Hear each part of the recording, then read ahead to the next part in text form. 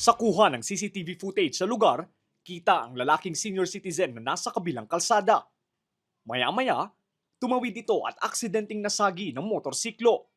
Sa lakas ng impact, tumilapon ang pedestrian maging ang rider at angkas ng motorsiklo. Nangyari ang aksidente pasado 10:10 ng umaga noong Linggo sa National Road ng Barangay Camaliran East, Urdaneta City, Pangasinan. Ayon sa investigasyon ng pulisya, posible umanong hindi napansin ng rider ang papatawid na pedestrian. Base na rin sa isa pang kuha ng CCTV, kita ang pag-overtake ng motorsiklo sa isang tricycle na nagbagal ng takbo upang magbigay daan sa papatawid na pedestrian. Napag-alaman din na hindi nakasuot ng protective helmet ang driver at angkas ng motorsiklo nang mangyari ang aksidente. Nagkataon naman itong motorsiklo, lulusot po sana sa isang tricycle.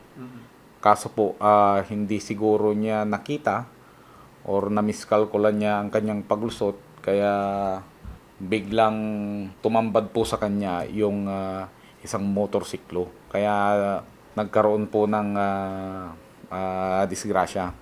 Nangyari po ito kasi sa National Highway.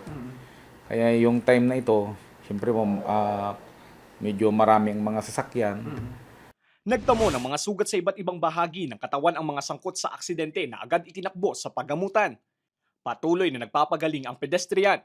Nasa maayos na rin kalagayan ang rider at angkas nito.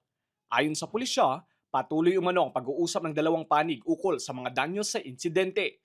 Sinisikap ng news team na makuhanan ng pahayag ang mga sangkot sa aksidente. Samantala, muli namang nagpaalala ang pulisya sa publiko at mga motorista. Parati pong mag-ingat sa daan at gumamit po tayo ng mga protective gear po para po sa ating mga kaligtasan.